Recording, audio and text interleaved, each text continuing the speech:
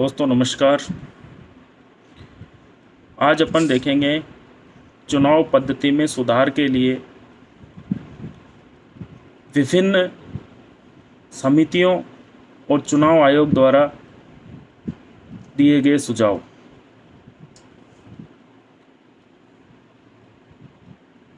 चुनाव पद्धति में सुधार के लिए चुनाव आयोग ने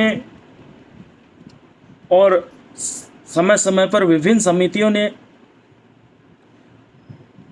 अनेक सुझाव दिए हैं,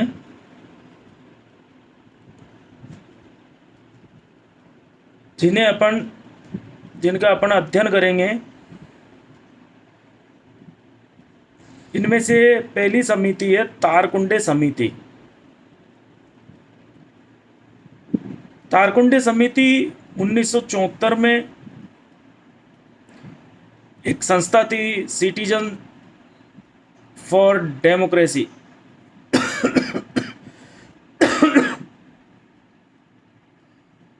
इस समिति ने वी.एम. तारकुंडे की अध्यक्षता में एक चुनाव सुधार या चुनाव प्रक्रिया में सुधार के लिए वी.एस. तारकुंडे की अध्यक्षता में एक समिति का गठन किया। इस समिति ने सुझाव दिए। सबसे पहला सुझाव ये दिया इसने कि मतदान की आयु 21 वर्ष से घटाकर 18 वर्ष की जानी चाहिए।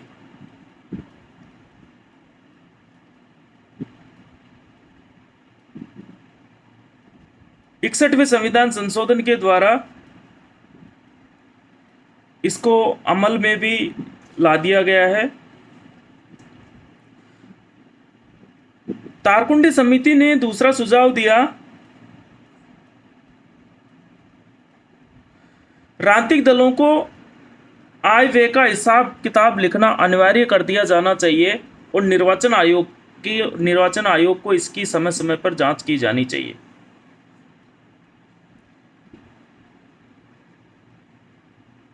राजनीतिक दलों को जहां से भी आय प्राप्त होती है, जहां से भी उन्हें चंदा मिलता है या जहां भी उनका खर्चा होता है, उस दोनों का हिसाब किताब रखना तारकुंडे समिति के अनुसार अनिवार्य कर दिया जाए और चुनाव आयोग इसकी समय समय पर जांच करे। तारकुंडे समिति ने अगला सुझाव यह दिया कि राजनीतिक दलों को दान देने वालों को आयकर में छूट का प्रावधान हो।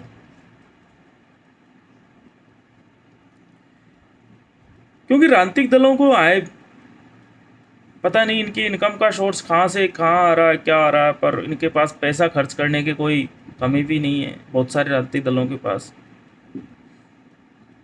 तो तारकुंडे समिति का सुझाव वास्तव में सही भी है। इसके अलावा तारकुंडे समिति ने आगे सुझाव दिया कि लोकसभा या विधानसभा के विघटन या नए चुनाव की घोषणा के बाद सरकार कामचलाउ सरकार की तरह कार्य करे, कोई भी महत्वपूर्ण निर्णय नहीं ले पाए।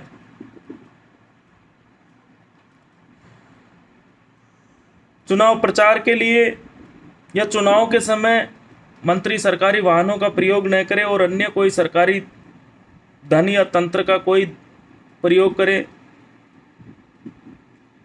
लोकसभा और विधानसभाओं में नामांकन शुल्क के रूप में जो जमानत राशि दी जाती है उसको बढ़ाने का भी इसने सुझाव दिया। उस समय 1974 में इसने कहा कि लोकसभा के लिए 2000 रुपये और विधानसभा के लिए नामांकन शुल्क 1000 रुपये किया जाए। इस प्रकार 1974 में जो तारकुंडे समिति गठित की गई उसने चुनाव सुधार के लिए सुझाव दिए। 1981 में चुनाव आयुक्त थे श्यामलाल सकदर ने सुझाव दिया पहली बार कि मतदाताओं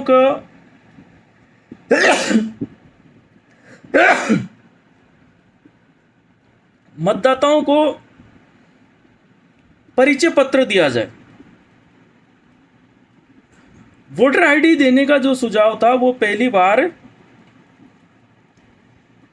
श्यामलाल सखदर जी ने दिया 1981 में।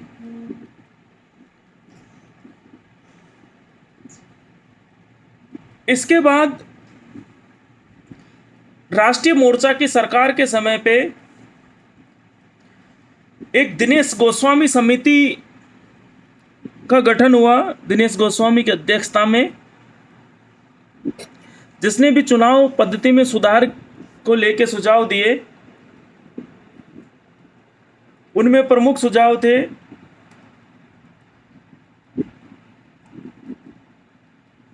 आरक्षित सीटों को चक्रानुक्रम पद्धति में अपनाया जाए, या सीटों का आरक्षण चक्रानुक्रम पद्धति से किया जाए। लोकसभा और विधानसभा के चुनाव में एसटी एससी के लिए जो आरक्षित सीटें हैं, उनके लिए दिनेश गोस्वामी समिति ने सुझाव दिया कि इन्हें चक्रानुक्रम पद्धति अपनाई जाए। इसके लिए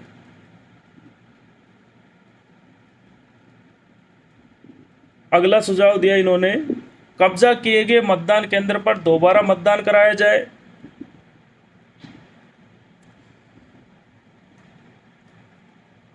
अगला सुझाव दिया इन्होंने कि चुनाव से संबंधित याचिकाओं का शीघ्र निस्तारण किया जाए। श्यामलाल सखदर समिति ने, दिनेश गोस्वामी समिति ने यह सुझाव भी दिया कि ईवीएम के माध्यम से मतदान करवाया जाए। मतदान इलेक्ट्रॉनिक वोटिंग मशीन के माध्यम से करवाया जाए। और जो श्यामलाल सखदर समिति ने कहा था कि मतदाताओं को मतदाता परिचय पत्र उपलब्ध करवाया जाए, वही दिनेश गोस्वामी समिति ने भी कहा कि मतदाताओं को वोटर आईडी उपलब्ध करवाई जाए। इसके अलावा इसने कहा कि रिक्त हुए स्थानों पर 6 माह के अंदर चुनाव करवाया जाना अनिवार्य कर दिया जाए। ये सब सुझाव दिनेश गोस्वामी समिति ने दिए।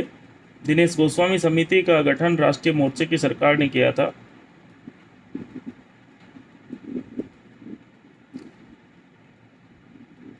इसके बाद में एक के संथानम समिति आई,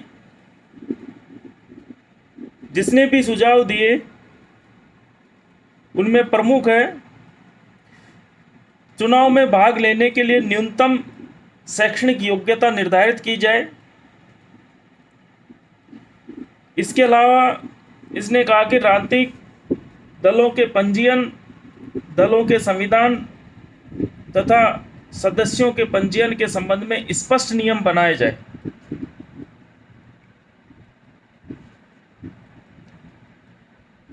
इसके अलावा इसने कहा कि निर्वाचन नामावलियों, मतदाता सूचियों का हमेशा उनको अपडेट करते रखने की व्यवस्था की जाए। चुनाव के समय पे चुनाव अधिकारियों, निर्वाचन अधिकारियों को चुनाव आयोग के अधीन किया जाए और दोषी निर्वाचन अधिकारियों के खिलाफ सख्त अनुशासनात्मक कार्रवाई की जाए।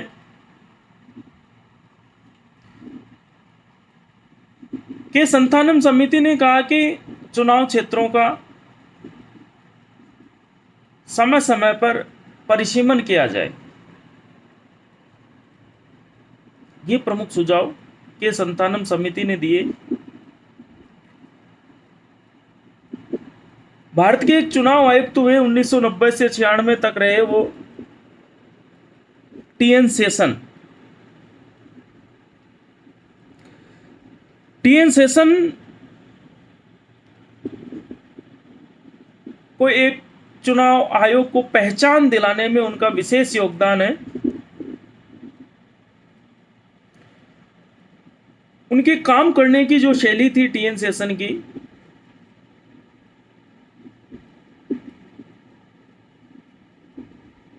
उससे भारत में चुनाव में जो वास्तव में सुधार हुआ है। जो चुनाव आयोग को शक्तियां थी, उनको व्यवहार के धरातल पर उतारने का काम टीएन शेषन ने ही किया है, देखा जाए तो।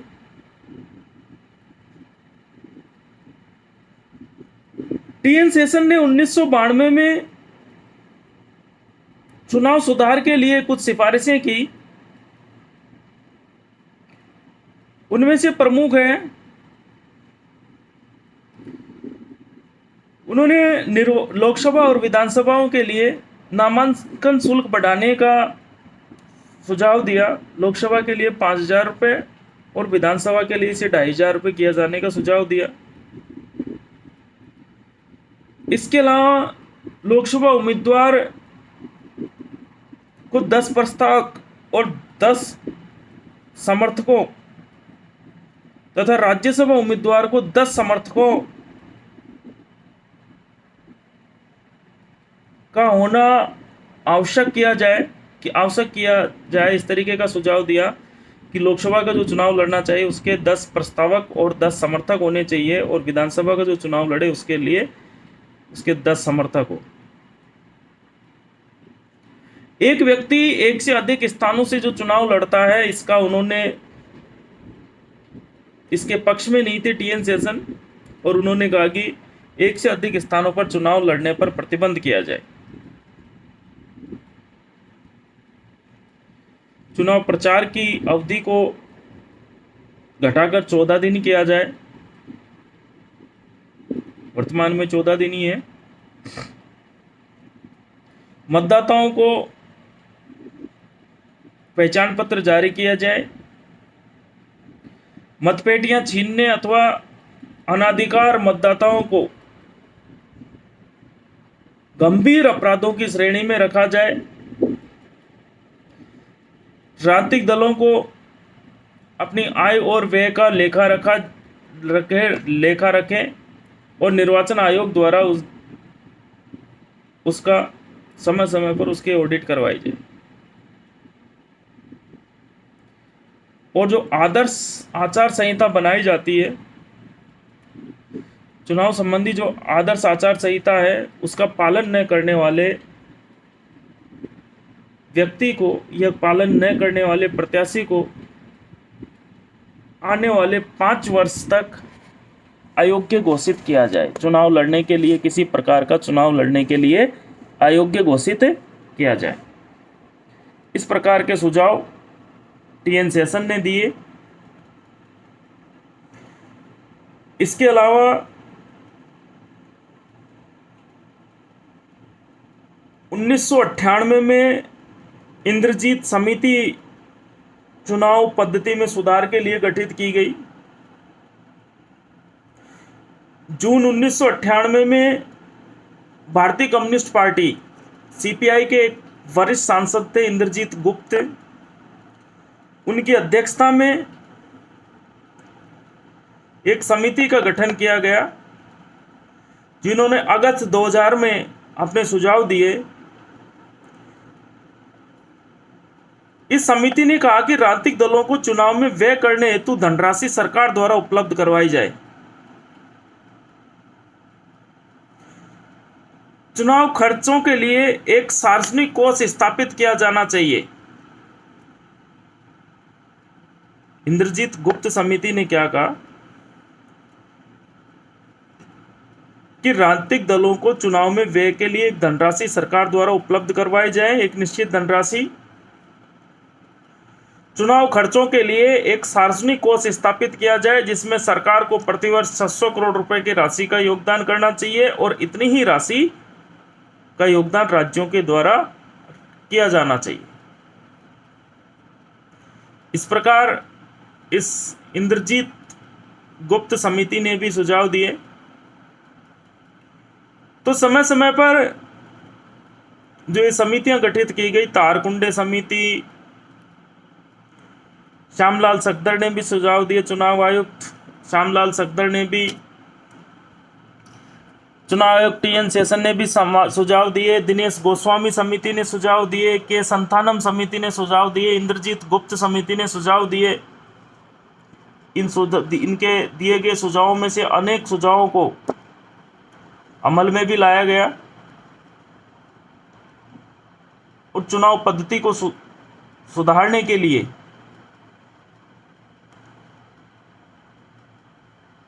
चुनाव आयोग को शक्तिशाली बनाया जाना चाहिए। चुनाव आयोग को निष्पक्ष रूप से काम करना चाहिए और लोकतंत्र को मजबूती दी जानी चाहिए।